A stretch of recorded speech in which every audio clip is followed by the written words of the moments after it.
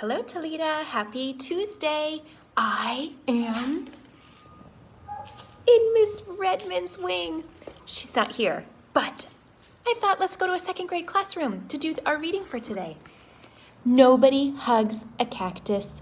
Today for RBUSD Unified Week, it's about your neighborhood.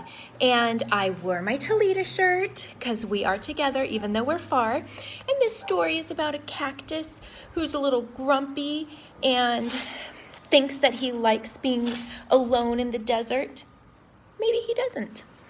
Nobody Hugs a Cactus by Goodrich. Look at this beautiful scene. Must be what New Mexico looks like. I've never been to New Mexico.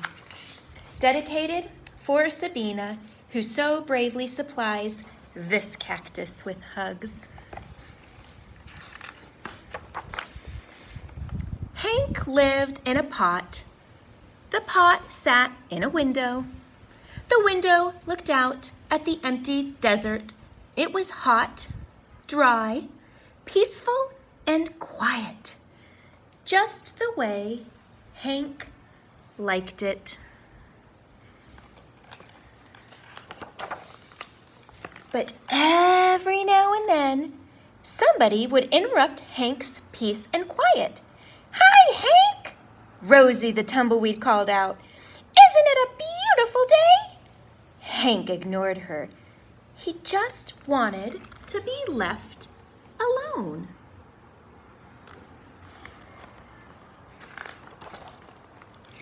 "Okay, so long," said Rosie cheerfully, and she tumbled away. Hank was happy again.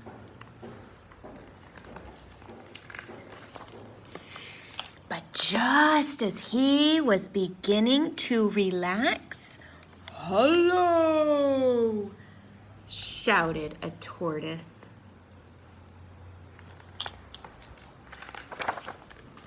"Private property!" yelled Hank. "Keep out!" The tortoise was so frightened, he hid in his shell.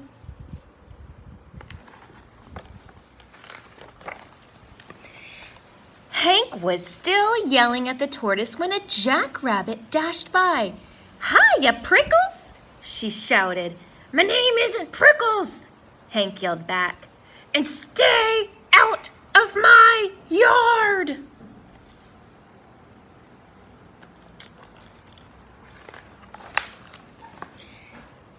Tumbleweeds, tortoises, jackrabbits. "What's next?" said Hank.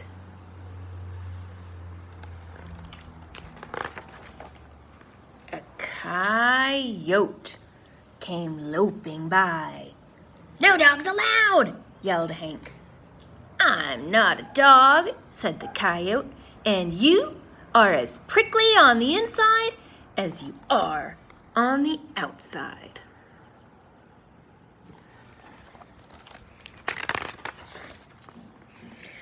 Before Hank could yell back at the coyote, a cowboy strode past. "Keep off the grass!" shouted Hank. "What grass?" asked the cowboy. "Seems to me somebody needs a hug. Too bad nobody hugs a cactus."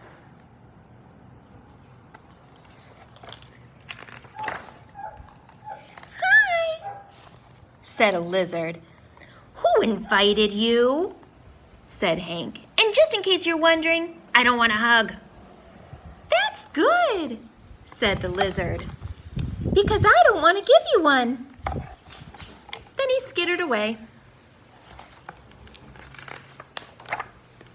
An owl landed on the roof. "If you're looking for a hug," said Hank, "well, I guess I could give you one."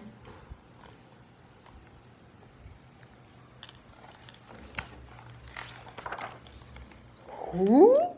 Me?" said the owl. "You must be joking." And for the first time, Hank began to feel a little lonely.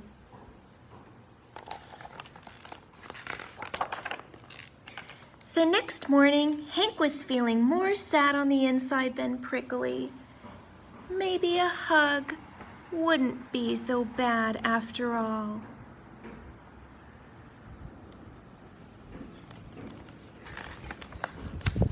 The wind began to pick up. An old cup blew by and stuck to Hank's face. His arms were too short to get it off. "Great," said Hank.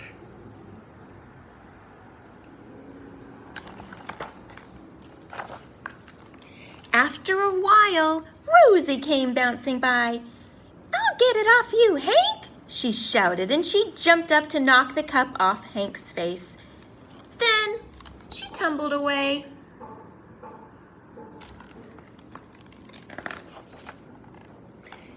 Hank didn't have time to thank Rosie.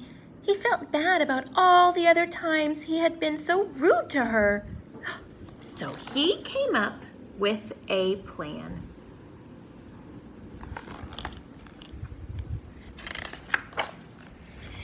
Hank decided to grow the best flower he could and then give it to Rosie as a thank you gift. It took days, but at last it was ready. He couldn't wait for Rosie to pass by again.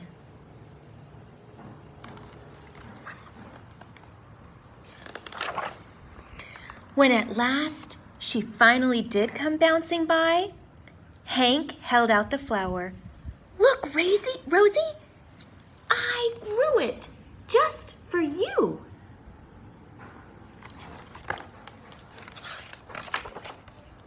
Rosie was so surprised, she jumped up and gave Hank a great big hug.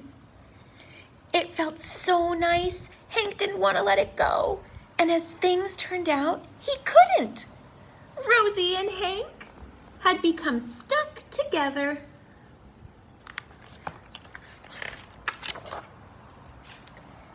But they didn't care. After all, it's better to be stuck in a hug than stuck all alone. And that is the story of Nobody Hugs a Cactus. And look, she's wearing the nice flower. And this reminds me that sometimes, I know for me, I can be so stubborn, and sometimes kids can be stubborn, and maybe it's just a little extra cuddle or a snuggle you need with your parents or a stuffed animal or a pet. And right now is a time that we feel alone and lonely. Maybe even our parents are not as understanding and sometimes a little cold. Sometimes we all just need a little hug. And I think for our neighbors, this book to me applies to neighbors in our neighborhood because things are kind of weird out there. Sometimes people are not kind, and just a smile, even though you're wearing a face mask. See? You can see I'm smiling with my eyes. Just giving somebody a nice little nod or an appreciation.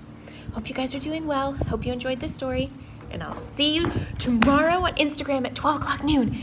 We will be interviewing Tommy, who happens to be a student normally in Miss Redmond's class.